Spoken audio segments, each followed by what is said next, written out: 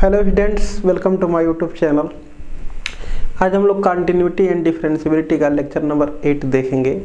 इसमें भी हम लोग कंटिन्यूटी डिफरेंशियबिलिटी दो हम लोग पार्ट कवर कर चुके हैं। आज के लेक्चर में हम लोग को डिफरेंशिएशन का पोर्शन देखना है। जितना जो है कि हम लोग डिफरेंशिएशन के रूल क्लास 11th में देख चुके हैं, उसके जस्ट जो है कि आगे का टॉपिक हम लोगों का है क्लास 12th में। तो लेकिन एक बार फिर से हम लोग पहले क्लास 11th के डिफरेंशिएशन को पूरा पहले कवर करेंगे। जितना भी हम लोग डिफरेंशिएशन में उस पर बेस्ड क्वेश्चंस की अगर हम बात करें तो क्वेश्चन तो क्लास 11th के ही लेक्चर में उसको देखा जाएगा। लेकिन अगर 12th के डिफरेंशिएशन की बात करें तो इसमें हम लोग को पूरा जो थ्योरेटिकल पार्ट है, जितने मतलब कि फार्मूले हमारे पास हैं डिफरेंशिएशन के क्लास 11th में, उसको पहले कवर करेंगे। इसके बाद जो है कि क्लास 12th के डिफरेंशिएशन को कवर किया जाएगा। तो इसमें देखते हैं, सबसे फर्स्ट पॉइंट लिखे हैं स्वतंत्र चर तथा परतंत्र चर क्या होता है, यानी कि independent variable and dependent variable क्या होता है। तो मैं बता दूं, अगर y बराबर एफ ऑफ एक्स का एक कॉन्टिन्यूस फंक्शन है, एक सतत फलन है, तो ये जो y है वो x के मान पर डिपेंड करता है। मतलब कि x की वैल्यू हम बदलेंगे तो y की वैल्यू भी क्या होगी, बदलेगी। मतलब सब मिला जुला करके यहाँ पर जो x का मान है, x का मान हम कोई भी रियल वैल्यू रख करके y की वैल्यू हम ला सकते हैं। तो यहाँ पर जो y डिपेंड कर रहा है वो x पर, यानी कि ये जो y हमारा है वो x का क्या फंक्शन, मतलब y बराबर हम लिख दे रहे हैं, सपोज कर लें कि यहाँ पर हम क्या लिख रहे हैं, sin x लिख रहे हैं। तो यहाँ पर x का मान कोई भी रियल नंबर रख करके y की वैल्यू निकाली जा सकती है। लेकिन अब y का मान कोई भी रख करके और x का मान नहीं निकाल सकते, क्योंकि जो साइन x की वैल्यू होती है -1 से 1 के बीच में होती है, और y का मान अगर हम 5 रख देंगे तो x का मान नहीं निकलेगा। यानी कि यहाँ से हमको आसान है x का मान रख करके y का मान निकालना। तो इस x को हम कहते हैं स्वतंत्र चर और y को क्या कहते हैं, परतंत्र चर कहते हैं। लिखे हुए डिफिनेशन, यदि y बराबर एफ ऑफ एक्स एक सतत फलन है तो स्पष्ट है कि y का मान x के मान पर निर्भर करेगा, अर्थात x के मान में परिवर्तन होने पर y के भी मान में परिवर्तन होगा। इसलिए x को स्वतंत्र चर तथा y को परतंत्र चर कहते हैं। तो बस इतनी सी बात है कि कहीं भी y बराबर एफ ऑफ एक्स का कोई भी फंक्शन दिखाई दे दे तो उसमें जो x होता है वो इंडिपेंडेंट वेरिएबल होता है, और जो y होता है वो डिपेंडेंट वेरिएबल होता है। नेक्स्ट पॉइंट देखते हैं। नेक्स्ट पॉइंट हम लोगों का है स्वतंत्र चर तथा परतंत्र चर में वृद्धियां। मतलब जो स्वतंत्र चर मैंने x को कहा था और परतंत्र चर मैंने y को कहा था। अगर y बराबर एफ ऑफ एक्स कोई हमारा सतत फलन है, तो चाहे कोई भी फंक्शन है, तो हम जो है x को क्या कहते हैं, स्वतंत्र चर कहते हैं, और y को परतंत्र चर कहते हैं। तो फिर उनमें जो है कि ये लिखे हैं कि उनमें संगत वृद्धियां क्या होती हैं। तो मैं बता दूं, अगर y बराबर एफ ऑफ एक्स हमारा कोई फंक्शन है, y बराबर एफ ऑफ एक्स कोई फंक्शन है, इस फंक्शन में x का मान x1 रखने पर करेस्पॉन्डिंग इसके संगत y का मान कितना आता है, y1 आता है। अगर x का मान हम कितना रख देते हैं, x2 रख रहे हैं, तो करेस्पॉन्डिंग जो y का मान कितना आता है, y2 आता है। तो x में जो चेंज होता है उसको हम कहते हैं x2 माइनस x1। तो x2 माइनस जो x1 बनता है, ये x का मान कितना रखे हैं, x1 रखे हैं, x का मान x2 रखे हैं, करेस्पॉन्डिंग x का मान x1 रखने पर y का मान y1, और x का मान x2 रखने पर y का मान y2 आता है। तो जो x2 माइनस x1 होता है, इसी को हम x में वृद्धि कहते हैं, या x में परिवर्तन कहते हैं, या x में निरपेक्ष त्रुटि कहते हैं, या x में त्रुटि, कई नामों से इसको जाना जाता है। हमारे इस जो है कि डिफरेंशिएशन में खास करके इसको जो है कि वृद्धि के नाम से जाना जाता है, कि ये x में क्या है, वृद्धि है। उसके जो है कि जितने भी नाम होते हैं मैं यहाँ पर लिखा हुआ हूँ, अभी एक बार हम उसको पढ़ करके सुना दे रहे हैं। तो ये कहलाता है x में वृद्धि, और इसके संगत जो y में वृद्धि होती है वो y2 माइनस y1 होता है। तो बस हमको यही बताना था कि जो y में जो स्वतंत्र चर में वृद्धि है उसको x2 माइनस x1 से डिनोट करते हैं, और जो परतंत्र चर में वृद्धि है उसको y2 माइनस y1 से डिनोट करते हैं। मैंने y2 माइनस y1 जो होता है परतंत्र चर में वृद्धि होता है, और जो x2 माइनस x1 होता है वो स्वतंत्र चर में वृद्धि होता है। जो स्वतंत्र चर होता है तो स्वतंत्र चर में वृद्धि को या तो कैपिटल डेल्टा x से डिनोट किया जाता है या तो स्मॉल डेल्टा x से डिनोट किया जाता है। उसी प्रकार से जो y में चेंजिंग है, जो y में वृद्धि है, इसको हम या तो कैपिटल डेल्टा y से डिनोट कर सकते हैं या तो स्मॉल डेल्टा y से डिनोट कर सकते हैं। तो बस इतनी सी बात है कि x2 माइनस x1 जो है x में वृद्धि को डिनोट करता है, मैंने x में वृद्धि होता है जिसको डेल्टा x से डिनोट किया जाता है, और y2 माइनस y1 जो होता है y में वृद्धि होती है जिसको हम डेल्टा y से डिनोट करते हैं।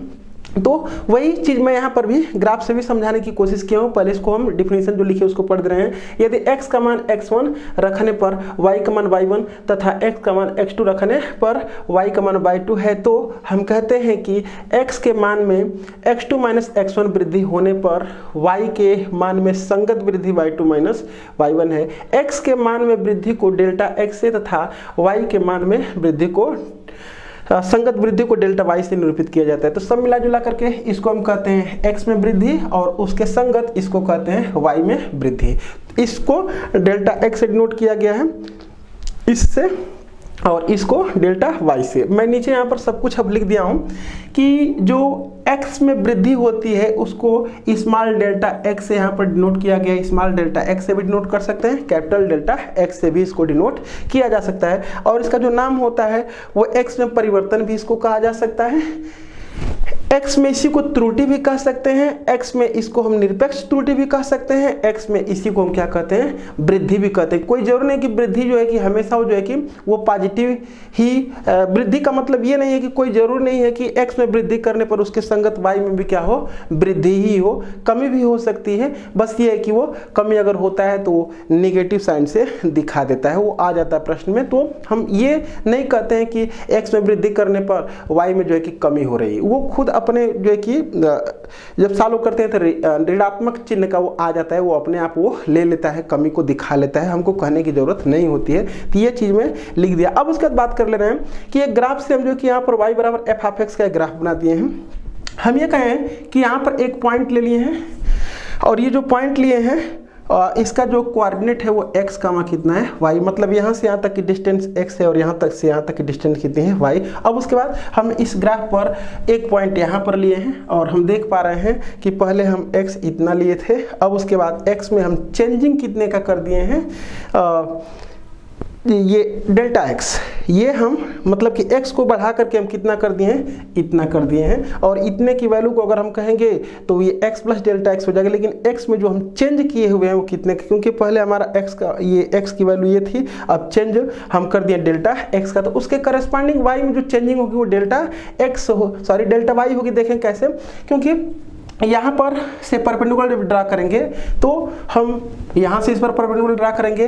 अब y की वैल्यू x ये था तो y की वैल्यू ये थी। अब उसके बाद हम चेंज किए हैं x के मान में डेल्टा x का, तो करस्पॉन्डिंग जो y में चेंजिंग आई है वो कितनी आई है, तो यहाँ से अगर हम देखें तो ये अब ये y मिलेगा नया, पहले इतना था नया ये मिलेगा, तो इस वाले y में से इस वाले y को घटा देंगे तो ये हमारा क्या आ जाएगा, y में चेंज आएगा। तो ये डेल्टा x के करस्पॉन्डिंग जो y में चेंजिंग होती है वो डेल्टा y से निरूपित किया जाता है। नेक्स्ट आगे देखते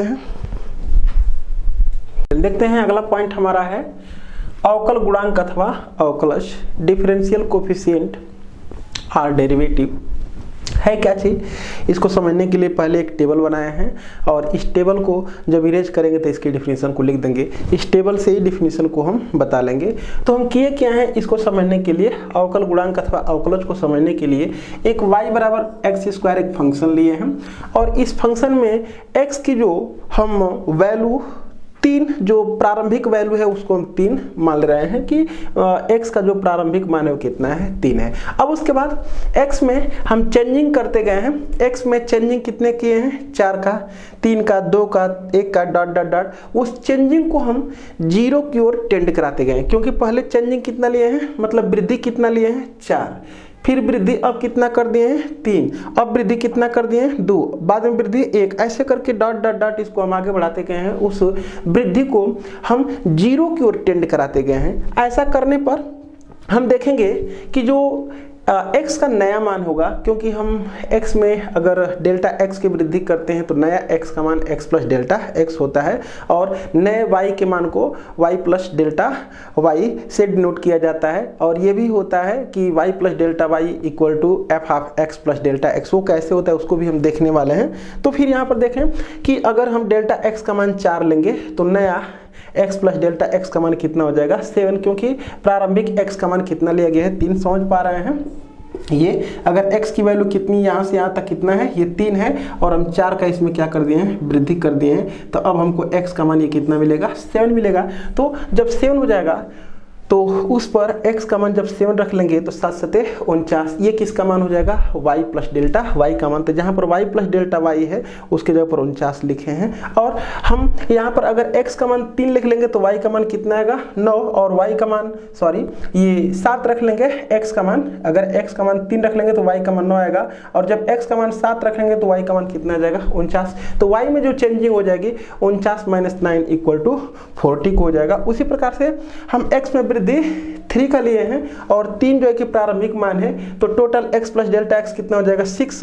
तो यहाँ पर 6 के 36, नया y का मान कितना हो जाएगा, y प्लस डेल्टा y 36 हो जाएगा। नया y जो है वो कितना है, y प्लस डेल्टा y है, मतलब कि जो नया y है उसी को डिनोट किया गया है y प्लस डेल्टा y से, नया जो x है उसी को डिनोट किए हैं x प्लस डेल्टा x से। तो ये कितना हो जाएगा 6 के 36 और 3 तिलिके 9। जब 36 में से हम 9 घटा देंगे तो यहाँ पर जो आने वाला है ये 27 आ जाएगा डेल्टा y का मान। फिर उसके बाद उसी प्रकार से इस पर हम 2 पर 1 पर ऐसे सब निकालते गए हैं। उस पर जो है कि हम ये नया डेल्टा x लिखते गए हैं, नया x लिखते गए हैं, नया y लिखते गए हैं, और यहाँ पर जो डेल्टा y की करेस्पॉन्डिंग वैल्यू जो हम आती गई है उसको लिखते गए हैं। तो यहाँ पर एक चीज़ हमको दिखाई दे रहा है कि जो डेल्टा x है, तो अगर सब मिलाकर के हम ये देखें कि जो डेल्टा x है, जो x में वृद्धि ली गई है, जो x में चेंजिंग भी उसको कह सकते हैं, उसको हम क्या किए, धीरे धीरे धीरे घटाते हुए जो है कि हम कहाँ लेकर के गए हैं, 0 के निकट लेकर गए, यानी कि टेंड उसको किए हैं 0 की ओर।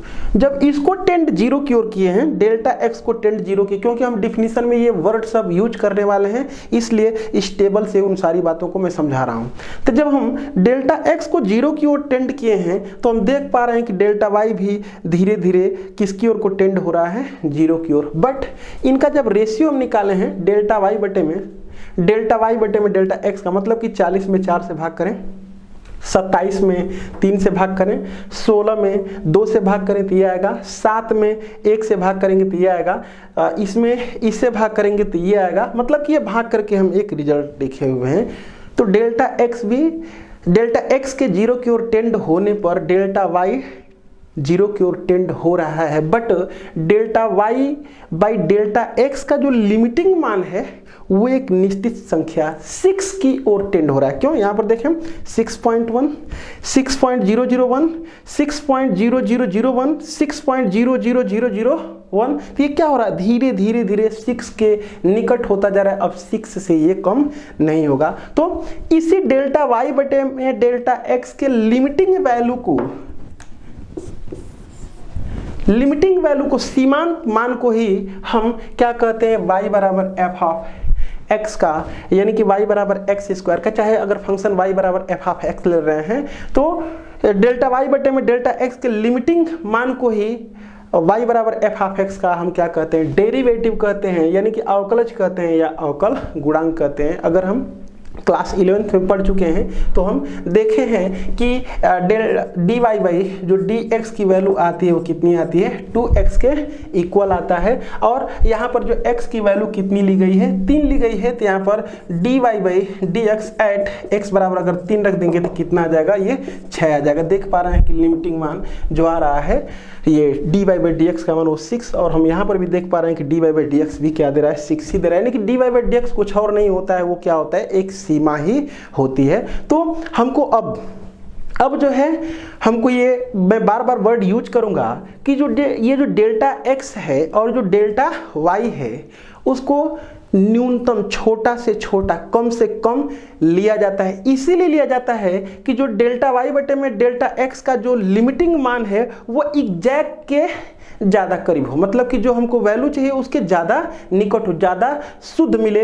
इसलिए मैं बार बार यूज करूँगा जहाँ पर भी कि ये जो डेल्टा एक्स से बहुत छोटा से छोटा लिया जाता है, इस पर हमको ध्यान देना है कि आखिर में क्यों उसको छोटा से छोटा हम लेते हैं। छोटा से छोटा इसलिए लिया जाता है कि जो डेल्टा वाई बटे में डेल्टा एक्स का जो लिमिटिंग मान है वो अधिक शुद्ध हमको मिल सके। तो बस डिफिनीशन क्लियर है इसकी कि अगर y बराबर एफ ऑफ एक्स, डिफिनीशन दे रहे हैं, अगर y बराबर एफ ऑफ एक्स हमारा कोई अगर फंक्शन है, x के मान में डेल्टा x की वृद्धि करने पर संगत y के मान में डेल्टा y की वृद्धि होती है, तथा डेल्टा x को 0 की ओर टेंड करने पर y भी 0 की ओर टेंड होता है, बट जो dy by delta y by delta x का जो मान होता है एक निश्चित संख्या की ओर अग्रसर होता है, उसी निश्चित संख्या को ही हम क्या कहते हैं, y बराबर एफ ऑफ एक्स का उस x पर हम क्या कहते हैं, डेरिवेटिव या अवकलज कहते हैं। यहाँ पर लिख दे रहे हैं अभी। तो इसकी डिफिनीशन को हम लोग देख लें। अवकल गुणांक अथवा अवकलज दोनों बात एक ही है। अवकल गुणांक कहें मतलब डिफरेंशियल कोफिशिएंट कहें या अवकलज डेरिवेटिव कहें, दोनों बात एक ही है। डिफिनीशन यहाँ पर जो चीज़ मैं बताया हूँ वही लिखा हूँ।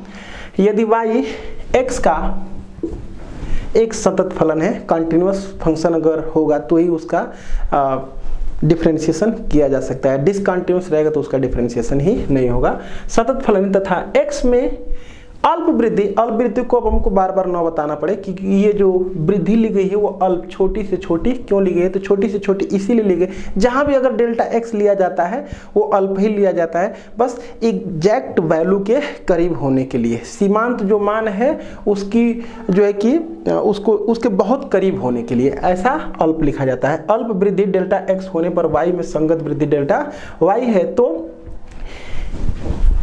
डेल्टा वाई बटे में डेल्टा एक्स के सीमांत मान को ही हम क्या कहे हैं, y बराबर एफ ऑफ एक्स का डेरिवेटिव या डिफरेंशियल कोफिशिएंट कहें। और इसी के सीमांत मान को डिनोट करने का हम लोग लिमिट में तरीका पढ़ चुके हैं। Limit delta x tending to 0, क्योंकि डेल्टा एक्स ही हम टेंड किए हैं 0 की ओर, तो डेल्टा वाई भी टेंड 0 की ओर आ गया है और डेल्टा वाई बटे में डेल्टा एक्स जो है एक निश्चित संख्या की ओर अग्रसर हुआ है। तो limit delta x tending to 0 delta y बटे में डेल्टा एक्स को हम क्या कहते हैं, वाई का एक्स के सापेक्ष अवकल गुणांक अथवा अवकलज कहते हैं, जिसे प्रतीक dy बाई dx अथवा d dx ऑफ y अथवा कैपिटल dy अथवा y डैश अथवा y1 इससे भी डिनोट कर सकते हैं, d dx of f of x f dash x। ये सब जो है कि जो अवकल गुणांक है y का उसको डिनोट करने के तरीके हैं। तो यहाँ पर लिखे हैं कि इतना से निरूपित किया जाता है। अतः ये डिफिनीशन निकल करके आती है कि dy by dx equal to limit delta x tending to 0 delta y बटे में डेल्टा x। कहीं कहीं इसी को भी हम अगर ऐसे लिख देंगे तो घबराने की जरूरत नहीं है। Limit capital delta x tending to 0 capital delta y बटे में कैपिटल डेल्टा एक्स, क्योंकि मैं डिनोट करना भी पिछले स्लाइड पर इसको मैंने बताया है कि जो x में वृद्धि होता है उसको कैपिटल डेल्टा x या स्मॉल डेल्टा x में से किसी से भी नोटिस किया जा सकता है। बढ़ते हैं आगे। देखें फलन का अवकल गुणांक ज्ञात करने की विधि, मतलब कि कोई अगर फंक्शन y बराबर एफ ऑफ एक्स दिया गया है तो उसका हमें अगर अवकलज पूछा जा रहा है यानी कि डिफरेंशियल कोफिशिएंट पूछा जा रहा है, मतलब कि अगर y बराबर एफ ऑफ एक्स फंक्शन दिया गया है तो हमसे पूछ सकता है कि dy बाई dx चाहे d dx ऑफ y कितना होगा। तो ये फाइंड आउट करने का तरीका क्या है, जो तरीका हम बताएंगे उसको अवकलन कहते हैं, उसी को डिफरेंशिएशन कहते हैं, और जो रिजल्ट निकल करके आ जाएगा उसी को हम अवकल गुणांक या डेरिवेटिव कहा जाता है, तो मतलब अवकलज कहा जाता है। तो हम पहले क्या देखेंगे कि जो y बराबर एफ ऑफ एक्स का अवकल गुणांक फाइंड आउट करने का जो विधि है वो क्या है, उसी विधि को हम क्या कहते हैं, डिफरेंशिएशन कहते हैं। तो हम पहले विधि को तो देखें। तो यहाँ पर लिखे हैं कि माना y बराबर एफ ऑफ एक्स एक संतत फलन है तथा x में अल्प परिवर्तन, इसको मैं बार बार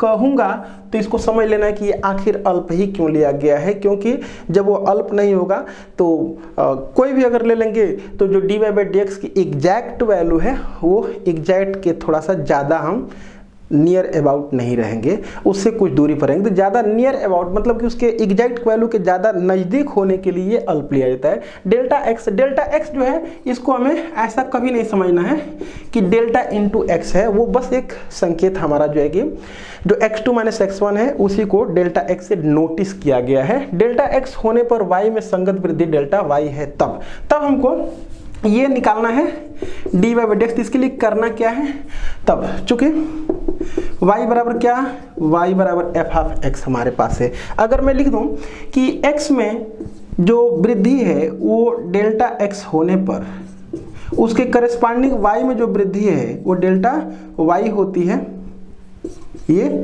तो फिर f of x plus delta x equal to y plus delta y होता है। इस चीज़ को हमको जो है कि समझना पड़ेगा कि आखिर y प्लस डेल्टा वाई बराबर F of x plus delta x कैसे होता है। तो इसको बता लें ताकि जो है कि बार बार हम नहीं बताएंगे, 11th की चीज़ बता रहे हैं इसलिए इस चीज़ को भी हम बता ले रहे हैं। देखें यहाँ पर मतलब बस ये ध्यान देना है कि y बराबर अगर एफ ऑफ एक्स है हमारा और x में हम डेल्टा x की वृद्धि किए हैं, उसके करस्पॉन्डिंग अगर y में डेल्टा y की वृद्धि होती है तो y प्लस डेल्टा y बराबर F of x plus delta x होता है। बस इतनी सी बात है। कैसे होता है तो इसको देख ले रहे हैं हम।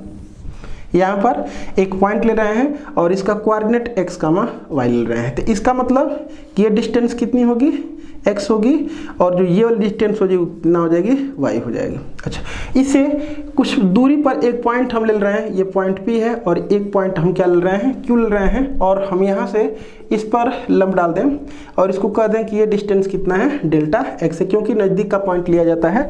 और यहाँ से इस पर हम लंब डाल दें तो अभी हम बताए हैं कि x में डेल्टा x की वृद्धि होने पर करस्पॉन्डिंग जो y में वृद्धि होती है उसको किससे डिनोट करते हैं, डेल्टा y से डिनोट करते हैं। अगर इतना लिख लिए तो ये रिजल्ट भी हम समझ लेंगे। तो अगर इसके कोऑर्डिनेट की हम बात करें तो इसका कोऑर्डिनेट हो जाएगा x प्लस डेल्टा x कामा, और ये कितना हो जाएगा, y प्लस डेल्टा y, तो ये हो जाएगा y प्लस डेल्टा y। अगर इतनी बात को अगर समझ पा रहे हैं, अगर ये दिखाई नहीं दे रहा तो मैं यहाँ पर लिख रहा हूँ q का जो कोऑर्डिनेट हो जाएगा x प्लस डेल्टा x कामा y plus delta y। Clear है इतनी बात। अच्छा, और उसके बाद हम यहाँ से अगर यहाँ तक की बात करेंगे तो x प्लस डेल्टा x है ही हमारा, और अगर यहाँ से यहाँ तक की बात करें तो वो कितना है, y प्लस डेल्टा y है। तो यहाँ से देखा जाएगा अगर इसका कोऑर्डिनेट लिखा गया है x प्लस डेल्टा x कामा y प्लस डेल्टा y, तो ये बताता है x प्लस डेल्टा x इस डिस्टेंस को, और जो ये बताता है हमारा वो इस डिस्टेंस को बताता है। तो ये वाला डिस्टेंस कितना हो जाएगा, ये y प्लस डेल्टा y, ये भी y प्लस डेल्टा y भी ही दिखा रहा है हमारा, लेकिन ये जो हमारा फंक्शन है वो क्या है, y बराबर एफ ऑफ एक्स है, y बराबर एफ ऑफ एक्स है। तो यहाँ पर अगर हम देखें कि x का जो मान है ये इनपुट देने पर y की वैल्यू कितनी आ रही है, x का मान इनपुट देने पर यहाँ पर जो y का मान आएगा वो कितना आएगा, F of x plus delta x. ये इनपुट देने पर जो हमारा y का मान आएगा वो यही तो आएगा, और ये कितना है, y प्लस डेल्टा y कहते हैं। इसके स्थान पर हम कितना लिख देंगे, y प्लस डेल्टा y। बस यही रीजन है कि बस यही रीजन है कि y plus delta y equal to f of x plus delta x लिखा जाता है। फिर से एक बार मैं बता दूं, ये जो है अगर q का कोऑर्डिनेट है तो ये जो है वो किसका मान है, इसका मान है, ये इसकी वैल्यू है। तो फिर ये y प्लस डेल्टा y, और हम जानते हैं कि ये फंक्शन में ये जो हमारा पॉइंट है ये अगर इसमें रखेंगे y बराबर एफ ऑफ एक्स में तो इसको क्या करेगा, सेटिस्फाई करेगा, क्योंकि इसी पर वो है। तो यहाँ पर देख लें अगर x की वैल्यू कितना रखते हैं, x की वैल्यू कितना रखते हैं, x का मान x प्लस डेल्टा x, तो उसके करस्पॉन्डिंग जो y की वैल्यू आएगी y प्लस डेल्टा y, तो यहाँ पर क्या लिख देंगे ये। तो इस प्रकार से y प्लस डेल्टा y बराबर F of x plus delta x होता है। आगे बढ़ते हैं, तो हमको निकालना है dy बाई डी एक्स का मान।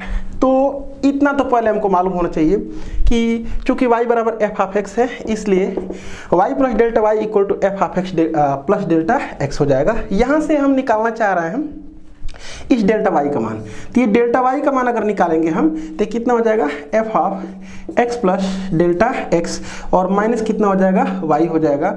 यहाँ से जो वाई की वैल्यू यहाँ पर पुट कर दे रहे हैं तो ये हो जाएगा F of x plus delta x minus कितना हो जाएगा एफ ऑफ एक्स हो जाएगा। ये किसका मान हो गया डेल्टा वाई का मान। अब हम करेंगे क्या कि जो d y by d x हमको निकालना है वो कैसे निकालेंगे, देखें यहाँ पर लिखेंगे। अब चूंकि जो d y by d x है वो क्या होता है, limit delta x tending to zero delta y बटे में डेल्टा एक्स, डेल्टा वाई बटे में डेल्टा एक्स। अभी हम ये डिफिनीशन तो अभी देखे हैं, बस इसी में डेल्टा वाई की वैल्यू रख दे रहे हैं। तो ये हो जाएगा limit delta x tending to zero और डेल्टा वाई की जो वैल्यू है वो है f of x plus delta x minus f of x और अपान कितना हो जाएगा डेल्टा एक्स, ये हो जाएगा d y by d x. तो हम लोग इसी फार्मूले से किसी भी फंक्शन का डेरिवेटिव ज्ञात कर सकते हैं और इस फार्मूले से किसी फंक्शन का डेरिवेटिव ज्ञात करना जो होता है वो प्रथम सिद्धांत द्वारा डेरिवेटिव ज्ञात करना कहलाता है। तो ये जितना हम प्रोसेस किए हैं ये क्या किए हैं, अवकलन किए हैं। ये जो सब काम किए हैं वो क्या किए हैं, अवकलन किए हैं। और लास्ट में जो रिजल्ट हमारा निकल करके आ गया है इसी को हम क्या कहते हैं, डिफरेंशियल कोफिशिएंट कहते हैं। किसका, वाई का। किसके रिस्पेक्ट में, एक्स के रिस्पेक्ट में। ये जो है y का x के सापेक्ष क्या कहलाता है, अवकल गुणांक या अवकलज कहलाते थे। इसी फार्मूले से हम लोग किसी भी फंक्शन का डिफरेंशिएशन कर सकते हैं, लेकिन इस फार्मूले से अगर सब फंक्शन का डिफरेंशिएशन करने लगेंगे तो काफ़ी जो है कि थकाने वाला और लंबा काम होगा। तो इसलिए कुछ हमारे पास स्टैंडर्ड फंक्शन होंगे, उन स्टैंडर्ड फंक्शन का इससे हम डेरिवेटिव करके और उसको हमें याद रखना है कि ये जो है कि उसका डेरिवेटिव है। उसको अगर हम याद रख लेंगे तो बार बार ऐसे हमको नहीं करना पड़ेगा। और जब जरूरत पड़ेगी कि प्रश्न में कह दिया कि प्रथम सिद्धांत से फंक्शन का डेरिवेटिव ज्ञात कीजिए तो इसका ये फार्मूला हम अप्लाई करेंगे करेंगे। नहीं करेगा तो और भी बहुत सारे तरीके हैं, उससे हम लोग ज्ञात कर लेंगे। देखते हैं आगे। तो जो मैं अभी y बराबर एफ ऑफ एक्स का अवकलन ज्ञात करने के लिए इस फार्मूले को हम लाए हैं। कल हम लोग डिफरेंशिएबिलिटी में भी देखे थे इसको, limit delta x tending to zero f of x plus delta x minus f of x upon h जो हम लिखे थे वो भी वही डेरिवेटिव यहाँ पर लिखा जा रहा है। बस ये है कि राइट हैंड लिमिट, मतलब कि राइट से और लेफ्ट से दोनों तरफ से न लिख करके बस एक ही ले लिया गया, क्योंकि ये ले करके चला जा रहा है कि जो हमारा फंक्शन है वो डेरिवेबल है। नहीं तो अगर हमको चेक करने की बात रहेगी तो फिर राइट हैंड डेरिवेटिव और लेफ्ट हैंड डेरिवेटिव हम निकालेंगे, लेकिन यहाँ पर चेक करने से हमको लेना देना नहीं है। डायरेक्ट फंक्शन सब डिफरेंशिएबल यहाँ पर रहेंगे, बस हमको उसका अवकलन कर देना है। इससे किसी से भी निकाल सकते हैं, राइट हैंड डेरिवेटिव से भी निकालेंगे तो वही वैल्यू देगा, लेफ्ट हैंड डेरिवेटिव से भी निकालेंगे तो वही वैल्यू देगा, क्योंकि दोनों का इक्वल होगा नहीं तो फंक्शन डिफरेंशिएबल होता ही नहीं है। तो इसलिए बस एक हम याद रख ले रहे हैं। इसको थोड़ा सा अच्छा से मतलब कि याद रखने के लिए आसान जो है कि करने के लिए इसको बस ये जो डेल्टा एक्स है उसके स्थान पर एक्स अगर एच अगर लिख देंगे तो क्या हो जाएगा, d y by d x equal to limit h tending to zero f of x plus h minus f of x upon h. हम लोग कल इसी को देखे थे। अब आगे बढ़ते हैं। तो अगला पॉइंट हम लोग का है डिफरेंशिएशन, मतलब कि अवकलन जो हम पढ़ रहे हैं और उसको मैं भी बताया हूँ कि अवकल गुणांक जो ज्ञात करने का प्रोसेस होता है, जो नियम होता है, उसी को हम क्या कहते हैं, अवकलन कहते हैं। तो यहाँ पर लिख दें किसी फलन का अवकल गुणांक ज्ञात करने की क्रिया को हम क्या कहते हैं, अवकलन कहते हैं। अभी बताए भी हैं। उसके बाद क्या लिखे हैं, अवकलन संकारक लिखे हैं, डिफरेंशियल ऑपरेटर लिखे हुए हैं। तो अगर कोई हमारा फंक्शन है y बराबर एफ ऑफ एक्स और इसका हमको क्या करना हो, अवकलन करना हो, तो बस फंक्शन से पहले डी एक्स लगा देते हैं। तो हम कहते हैं कि y का हम क्या कर लिए, अवकलन कर लिए। यानी कि ये जो लिखते हैं हम dy बाई डी एक्स, इसको जो हम लिखे हुए हैं इसी को लिखा जाता है डी एक्स ऑफ वाई। मतलब कि ये y का क्या है, डिफरेंशियल कोफिशिएंट, अवकल गुणांक। इसको ऐसे भी लिखा जा सकता है। तो अगर कोई फंक्शन दिया गया है x का, तो उसके पीछे अगर dx, इसको क्या पढ़ते हैं ddx, अगर लगा देते हैं तो इसकी मीनिंग होती है कि हमको y का क्या करना है, अवकलन ज्ञात करना है। अवकलन करना है यानी कि अवकल गुणांक हमको ज्ञात करना है। तो ये बताता है कि हमको क्या करना है, अवकल गुणांक ज्ञात करना है। तो इसलिए ये जो कहलाता है वो क्या कहलाता है, डिफरेंशियल ऑपरेटर। मतलब कि ये बताता है कि हमको डिफरेंशिएशन करना है, इसलिए इसको क्या कहते हैं, डिफरेंशियल ऑपरेटर कहते हैं। तो यहाँ पर या उसी को हिंदी में अवकलन संकारक कहा जाता है। हम यहाँ पर लिख दिए हैं कि dy बाई dx का अर्थ होता है ddx ऑफ y। प्रतीक dx को अवकलन संकारक कहते हैं, जो x के सापेक्ष फलन के अवकलन को प्रदर्शित करता है। अतः x के फलन, अगर कोई फलन x का होगा तभी यहाँ पर बटे में dx रहेगा, नहीं तो जिस वेरिएबल में फंक्शन रहेगा वही जो है कि नीचे, अगर y के फॉर्म में फंक्शन है तो dy नीचे रहेगा, अगर z के फॉर्म में फंक्शन है तो नीचे dz रहेगा, नहीं रहेगा तो बनाना पड़ेगा। तो फलन का अवकलन करने के लिए फलन से पहले संकारक ddx लगा देते हैं। आगे बढ़ते हैं। अब हम लोग समझेंगे कि जो हमारा डिफरेंशियल कोफिशिएंट होता है, जो डेरिवेटिव होता है, वो किस चीज को प्रदर्शित करता है। तो उसको हम लोग देखने वाले हैं। एक भौतिकीय निरूपण क्या होता है, जो फिजिकल हमारा निरूपण जो होता है वो इंटरप्रिटेशन क्या होता है, और जियोमेट्रिकल इंटरप्रिटेशन क्या होता है। दोनों चीज़ को हम लोग समझेंगे। और भी हम लोग क्लास जो है 12th में ही हम लोग जब छठवां चैप्टर पढ़ेंगे एप्लीकेशन ऑफ डेरिवेटिव, तो वहाँ पर भी जो है कि जो dy बाई dx होता है, जो डेरिवेटिव होता है, उसके और भी नाम दिए जाएंगे क्लास 11th में।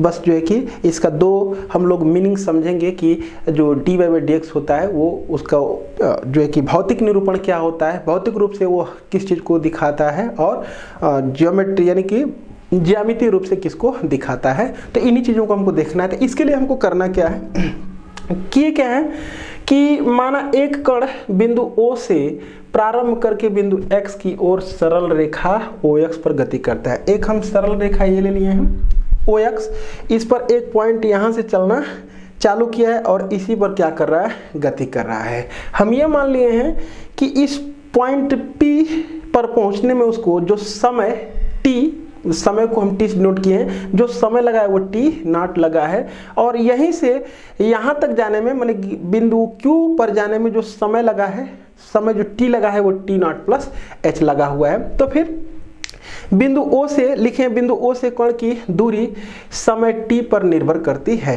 क्योंकि जो ये जो डिस्टेंस इस पर चला जा रहा है वो किस पर डिपेंड कर रहा है, समय पर। समय घटेगा बढ़ेगा तो दूरी भी क्या होगी, घटेगी बढ़ेगी। यानी कि जो हमारा दूरी है वो किस पर डिपेंड करता है, समय पर। इसका मतलब कि जो दूरी है वो समय का क्या कहलाएगा, फंक्शन कहलाएगा। क्योंकि हम लोग यहाँ पर जो f ऑफ x होता है y बराबर, इसको हम क्या कहें हैं कि ये जो हमारा है x वो क्या है, स्वतंत्र चर, और ये क्या है, परतंत्र चर। इसका मतलब जो y है वो x पर क्या करता है, डिपेंड करता है। तो इसी को y बराबर f ऑफ x लिखा जाता है। तो उसी प्रकार से अगर जो दूरी है वो समय पर डिपेंड करती है तो हम लिख सकते हैं कि दूरी equal to f of t, यानी जहाँ पर t किसको दिखा रहा है, समय को। तो इसलिए यहाँ पर लिख दिए हम कि निर्भर करती है, अर्थात दूरी कण द्वारा लिए गए समय t का एक फलन है, अतः दूरी बराबर कितना हो जाएगा, f ऑफ t। उसके बाद मतलब कि भौतिक निरूपण समझने के लिए अब आगे हमको क्या प्रोसेस करना है।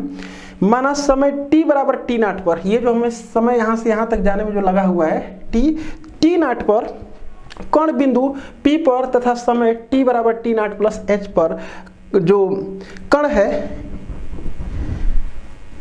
टी नॉट पर जो कण है वो बिंदु Q पर है। जो मतलब जो गतिमान कण है वो कहाँ पर है, Q पर है। तब OP बराबर, अगर हमको ये निकालना होगा ये वाली डिस्टेंस, तो इस वाले डिस्टेंस में से इस वाले डिस्टेंस को घटा देंगे, तो ये जो डिस्टेंस हो जाएगी ये कितना हो जाएगा, f of t plus h। क्यों, क्योंकि जो दूरी है वो समय का फलन है, तो समय यहाँ पर t नॉट प्लस h लगा है, तो इसलिए जो OQ हो जाएगा वो f of t plus h हो जाएगा, और जो OP हो जाएगा वो f ऑफ t नॉट हो जाएगा।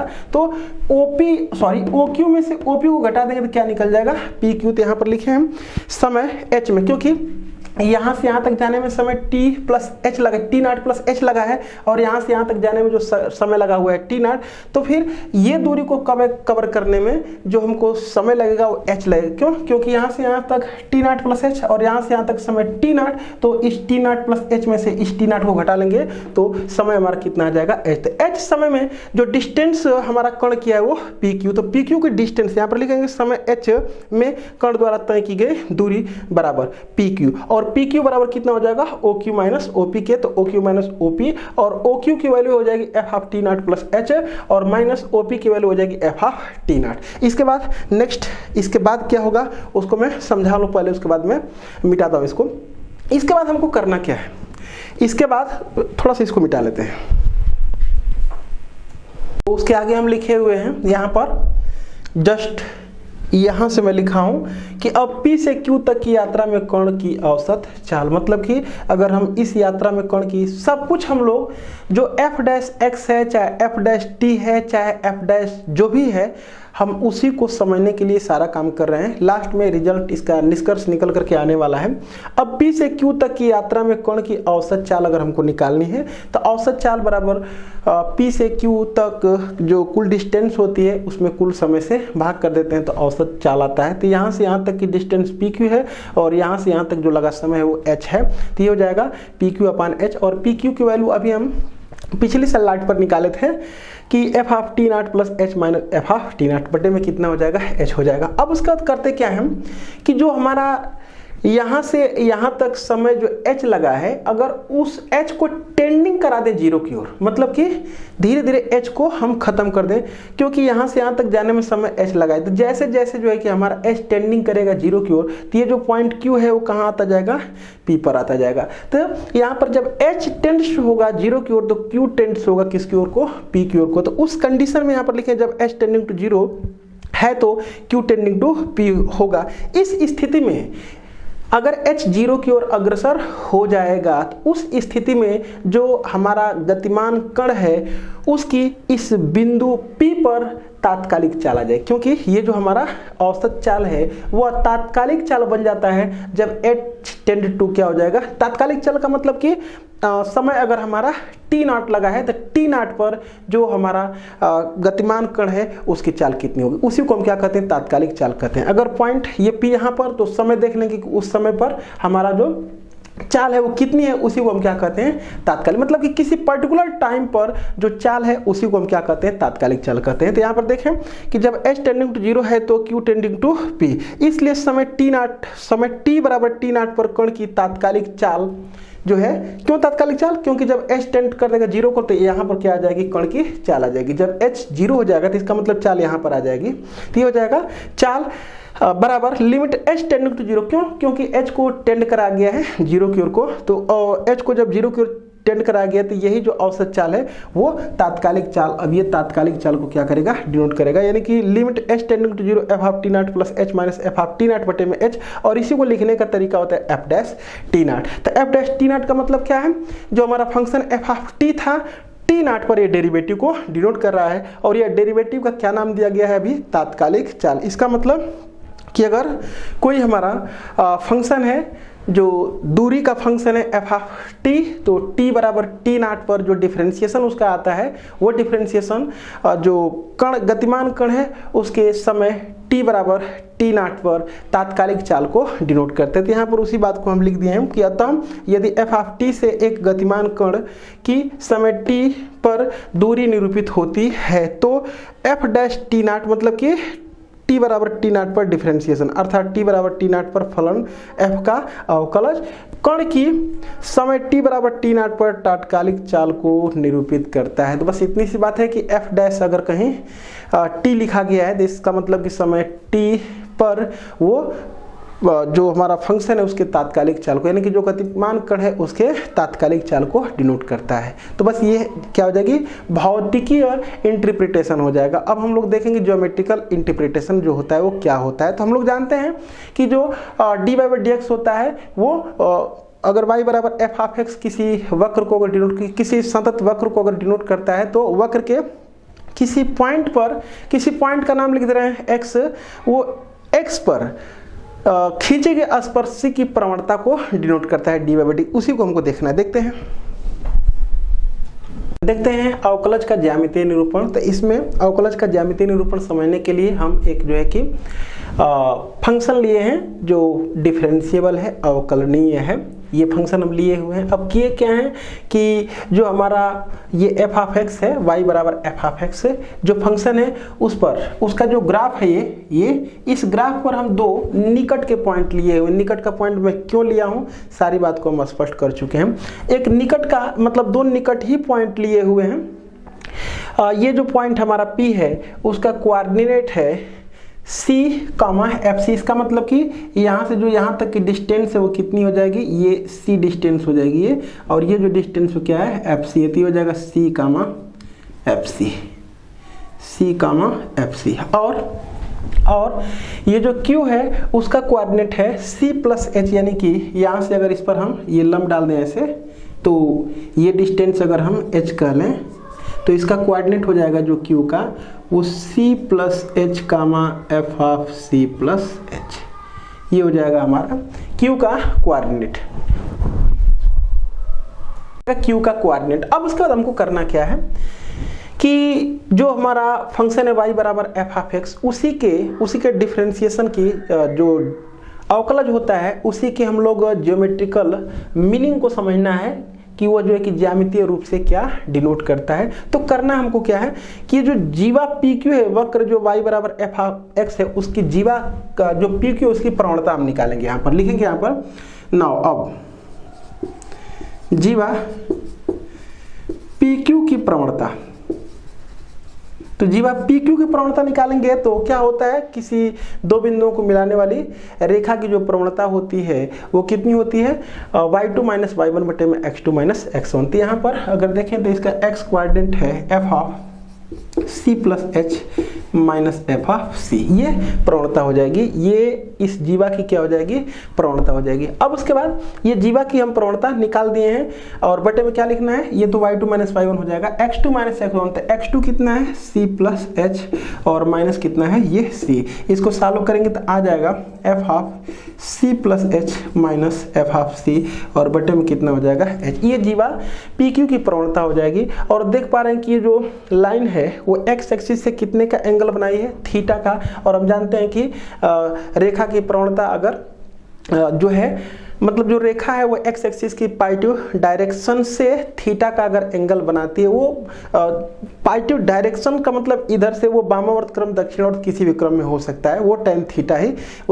tan थीटा से उसको डिनोट किया जाता है। तो फिर अगर ये लाइन x एक्सिस की पॉजिटिव डायरेक्शन से थीटा का एंगल बनाती है तो प्रवणता को किससे डिनोट करते हैं, थीटा से, tan थीटा से। तो यहाँ पर क्या हो जाएगा, ये दिस इम्प्लाइड ये tan थीटा इक्वल टू ये। इसको सॉल्व करेंगे और इसको डिनोट करेंगे जीवा PQ की प्रवणता को tan थीटा बराबर इतना हो जाएगा। अब उसके बाद ये जो है इसी पॉइंट पर एक हम एक टेंजेंट लाइन खींचे हैं और वो जो टेंजेंट है वो x एक्सिस की पॉजिटिव डायरेक्शन से साई का एंगल बनाता है। तो हम अगर करें क्या कि h को धीरे धीरे टेंड करें किसकी ओर को, इसकी ओर को।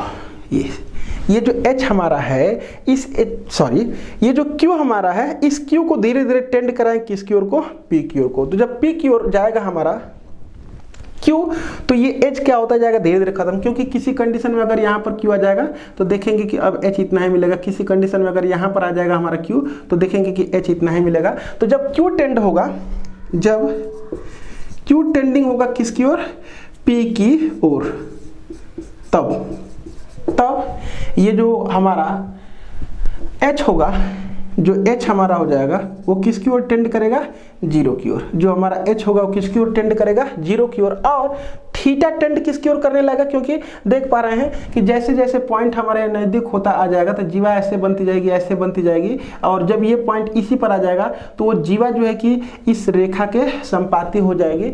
यानी कि उस कंडीशन में जो इस जीवा की प्रवणता है वो कितनी हो जाएगी, tan साई हो जाएगी। तो यहाँ पर हम करते क्या हैं, लिमिट दोनों पक्षों का ले रहे थे, यहाँ पर लिख देंगे। इसलिए लिमिट कितना लेना है यहाँ पर, ये हो जाएगा हमारा, यहाँ पर लिख लेंगे थीटा टेंडिंग टू साई। जब थीटा टेंड करेगा, क्यू टेंड करेगा p की ओर, तब h टेंड करेगा जीरो की ओर, तथा जो थीटा होगा वो टेंडिंग करेगा किसकी ओर, साई की ओर। क्यों? क्योंकि ये जो जीवा है वो धीरे धीरे इसी रेखा पर आ जाएगी, तो थीटा अब साई के क्या हो जाएगा, इक्वल हो जाएगा, माने टेंड करने लगेगा। तो इसलिए हम दोनों पक्षों का क्या ले रहे हैं, लिमिट ले रहे हैं, और लिमिट में जैसे ही इसमें से ये टेंडिंग टू की जरूरत होगी तो ये लिख देंगे, जहां पर जिसकी जरूरत होगी हम लिख लेंगे। तो यहाँ पर limit theta tending to psi tan theta equal to कितना हो जाएगा, लिमिट h टेंडिंग टू 0, और ये हो जाएगा F of c plus h minus f of c और बटे में h। अगर हम क्या किए होते कि यहाँ पर ऐसे भी अगर ले लेंगे तो भी कोई दिक्कत नहीं है, क्या, q टेंडिंग टू p, और यहाँ पर भी क्या हो जाएगा, q टेंडिंग टू p। और अगले स्टेप में ये जो q टेंडिंग टू p है वो दिखा रहा है h टेंडिंग टू 0 को तथा थीटा टेंडिंग टू साई को। तो यहाँ पर थीटा है इसलिए यहाँ पर क्या लिख देंगे, थीटा टेंडिंग टू साई। तो लिमिट यहाँ पर कितना हो जाएगा, थीटा टेंडिंग टू साई हो जाएगा, और ये tan theta equal to limit इसके स्थान पर क्या लिख दें, h टेंडिंग टू 0, और ये हो जाएगा F of c plus h minus f of c अपान कितना हो जाएगा, h के।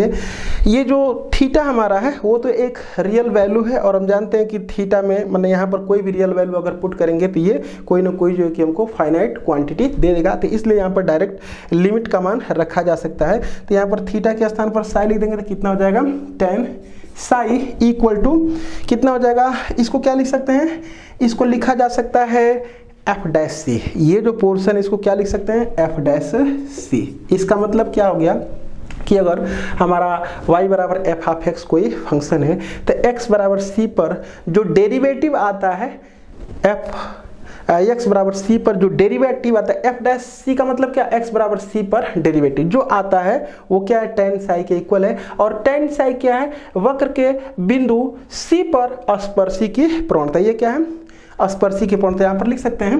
अगले स्लाइड में मैं लिख दे रहा हूँ इसके स्थान पर वक्र के बिंदु C पर स्पर्शी की प्रवणता equal to F dash C. तो इसकी ज्योमेट्रिकल मीनिंग हो जाएगी कि अगर हमारा y बराबर एफ ऑफ एक्स कोई वक्र है तो वक्र के बिंदु C पर जो अवकल गुणांक होता है फंक्शन का वो क्या दिखाता है, वक्र के बिंदु C पर स्पर्शी की प्रवणता को डिनोट करता है। अगले स्लाइड पर उसको लिख दे रहे हैं। यहाँ पर मैं लिख दिया हूँ जो हमारा नीचे आया था, ये टेन साई बराबर एफ डैश सी। इस टेन साई को हम क्या कहे हैं, वक्र को देख करके बता दिए हैं कि वक्र के बिंदु जो पॉइंट P था वक्र पर जिसका कोऑर्डिनेट था C का एफ सी, तो उसी पर स्पर्शी की ये प्रवणता को डिनोट करता है और equal to F dash C. तो इससे क्या निष्कर्ष निकल करके आ रहा है कि जो हमारा फंक्शन y बराबर एफ ऑफ एक्स है तो x बराबर c पर जो डेरिवेटिव उसका है फंक्शन का वो उसी पॉइंट पर जो C एफ सी है उसी पॉइंट पर खींची गई स्पर्शी की जो प्रवणता है उसी को ये क्या करता है, डिनोट करता है। तो यहाँ पर लिख दें कि अतः फलन एफ ऑफ एक्स का बिंदु x बराबर C पर जो अवकलज है ये वो वक्र y बराबर एफ ऑफ एक्स के बिंदु C एफ सी पर खींची गई स्पर्श रेखा की प्रवणता को निरूपित करता है। यही जो है कि जो एफ डैश सी है उसका ज्योमेट्रिकल मीनिंग है। आगे बढ़ते हैं। तो नेक्स्ट जो है कि अब हम जो है आगे हम लोगों को देखना है कि जो प्रथम सिद्धांत से जो फंक्शन का डेरिवेटिव ज्ञात करते हैं वो कैसे ज्ञात किया जाता है, उसको नेक्स्ट लेक्चर में हम लोग देखेंगे। Thank you for watching.